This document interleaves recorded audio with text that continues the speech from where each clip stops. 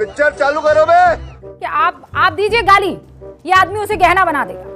कहिए पनौती, ये उन सबके लिए पनौती बनकर निकल आएगा जिनके राजनीतिक कद को, पृष्ठभूमि को, जमीन को खोद दिया।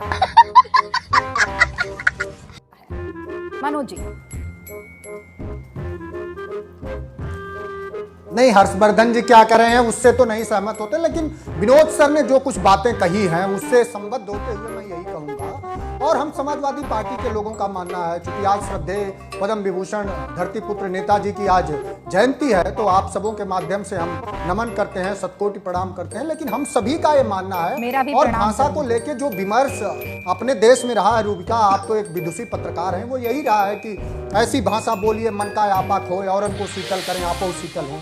इससे आगे और हमारे महापुरुषों ने कहा कि मधुर वचन है औषधि, कटुक वचन है तीर, श्रवण द्वार है संचले साले सकल शरीर। तो लेकिन सवाल ये है कि वो लोग दूसरे से मर्यादित आचरण का जो अधिकार है वो तुरंत वहीं खो देते हैं जब दूसरे के प्रति वो खुद अमर्यादित आचरण का व्यवहार व्यवहारित करते हैं। अब सवाल ये है कि अब ये गांव देहात में एक कहावत है कि 900 चूहा खा के बिल्ली चली हज को।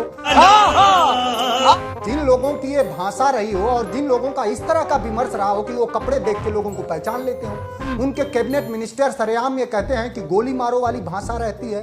उनके एक बिहार का एक मिनिस्टर लगातार कहता है कि देश का एक जो नागरिक का वर्ग है उसको दूसरे मुल्क में चला जाना चाहिए। तो ये गरिमा, उनके गृह मंत्री हमारे ही नेता पर ये बयान देते हैं अपने कार्यकर्ताओं में कि मैंने एक झूठा अफवाह उड़ा दिया कि समाजवादी पार्टी के राष्ट्रीय अध्यक्ष जी ने पूज्य नेताजी के साथ दुर्व्यवहार किया। तो जो लोग अफवाहों के सरदार हों, जो लोग झूठ के सरदार हों, अब उनके खिलाफ बातों से नहीं, आपके एक बात से जरूर सहमत हुआ जा सकता है कि सवाल जरूर करिए। अब कुछ इसमें साथी बैठे हैं जो नितांत सम्मति हैं, जो दलितों से, पिछड़ों से, समता से हमेशा घिरा करते हैं। वो साथी भी कितना अच्छी टीवी पाते ही बात करते हैं। कम से कम यहाँ तो डर की पिछड़ों की बात जो साथी कर रहे हैं उनसे जानना चाहूंगा कि उत्तर प्रदेश में 69,000 शिक्षक भर्ती में 22,000 दलितों पिछड़ों के साथ क्या हुआ? आपने कहा जी, उस पर तो मैं आपको इत्मीनान से बता दूंगी, आप बैठकर इस पर डिबेट कर लीजिएगा।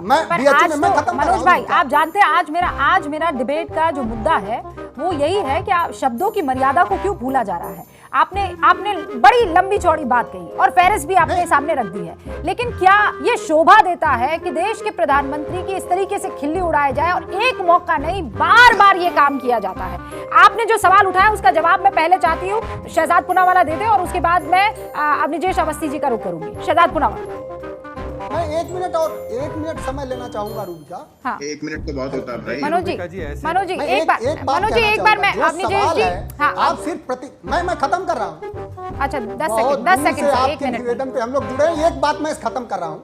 आप बस मीठी बात मत करिए। आप हमको बताइए ना कि शिक्षा में, सरकार में, संस्थानों में दलितों पिछड़ों की इस 10 सालों में भागीदारी निरंतर कम क्यों होती गई? क्योंकि भारतीय जनता पार्टी और आरएसएस का जो सामंती व्यवहार। अरे पर ये तो मुद्दा हुआ ना, मुद्दे पर बात कीजिए, आनंद आएगा। चरित्र है। लेकिन जब आप पनौती और नरेंद्र मोदी स्टेडियम में ना करके आप यहाँ स्टेडियम में करते तो मैच जीत जाते। अरे ये इन सब की क्या जरूरत है? देखिए, व्यक्तिगत टिप्पणी तो नहीं होनी चाहिए, लेकिन जो लोग ऋण विहीन हो, विशेष प्रवक्ता हो, वो कोई विश्लेषक नहीं है। उनको विशेष प्रवक्ता एक हिंदी में सुधार करके अपने नीचे विशेष प्रवक्ता लिखवाना चाहिए। आपने सही विश्लेषण किया, आपको मैं साधुवाद दूंगा कि आपने कहा कि दोनों तरफ से बंद होना चाहिए। मैंने बहुत स्पष्ट कहा कि जब दूसरे के साथ आप अमर्यादित व्यवहार का व्यवहार करेंगे तो आपको कुछ ऐसा विशेष नहीं है लोकतंत्र में, क्योंकि democracy is the people, for the people, by the people, और लोकतंत्र में कोई मालिक नहीं होता। दुर्भाग्य से भारतीय जनता पार्टी का यह भी व्यवहार कहता है कि लोकतंत्र में कोई मालिक नहीं होता। लोकतंत्र में मालिक 140 करोड़ जनमानस है,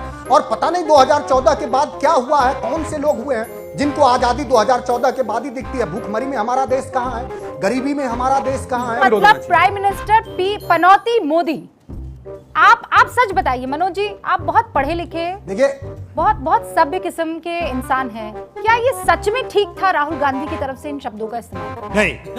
देखिए, जितना सहजता से आपने सवाल किया उतना सहज ही इसका उत्तर है, और उसके पूर्व में भी मैं आपसे स्पष्ट करा है। समाजवादियों का मानना है कि राजनीति में भाषा नहीं बल्कि व्यवहार की भी बहुत शुचिता होनी चाहिए, लेकिन भारतीय जनता पार्टी उसके कहीं भी किसी भी स्तर पर वो आदर्श का पैमाना नहीं हो सकती। इस देश में आदर्श का पैमाना जो भाषा का था वो डॉक्टर लोहिया थे।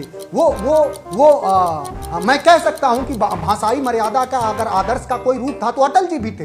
हम कह सकते हैं कि नेहरू थे, लेकिन ये भारतीय जनता पार्टी के लोग जो निरा लंपट हैं और वो व्यवहार भी इस देश में दलितों भाषा की बात करते करते आप भी तो उसी भाषा पर उतर आए ना, क्या जरूरत थी उस शब्दावली के इस्तेमाल की? कुछ भी